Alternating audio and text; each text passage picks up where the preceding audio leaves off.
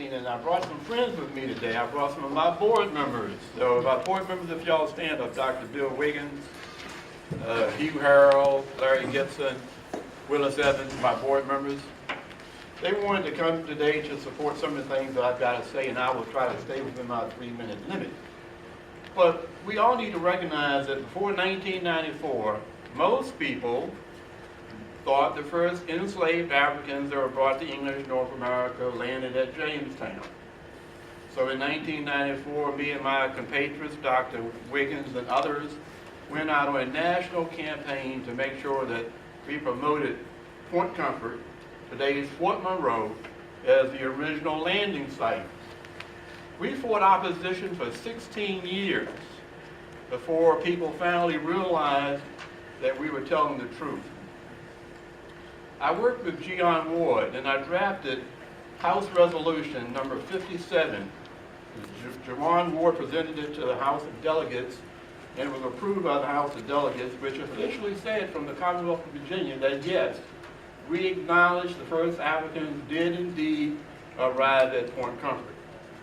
We then had President Barack Obama declare parts of Fort Monroe a national monument, and in his comments he said he was doing that in part because this is the official landing site of those first Africans.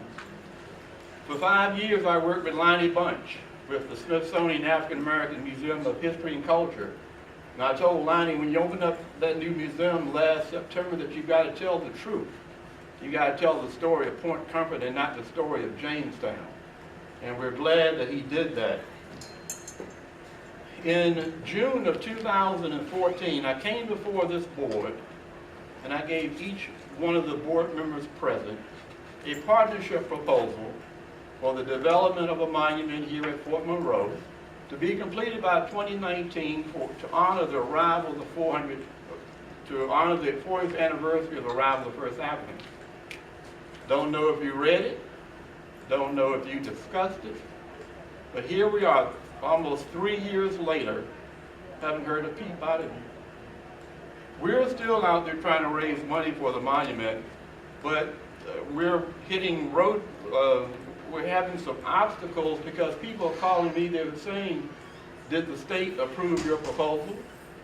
Did FMA approve your proposal? Why are you raising money if nobody has approved the proposal? So without your approval, without your partnership, without the state's partnership, we're dead in the water. But I wanted to remind you that we're running out of time. If you want to do a monument here by 2019, you need to get started by January of 2018. It's going to take you 18 months to commission, plan, fabricate, construct, dedicate, and install a monument.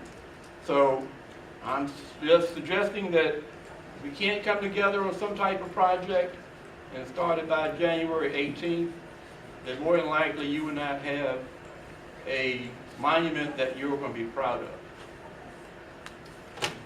Any comments, questions? Thank you for your time. Thank you very much, Mr. Pearson.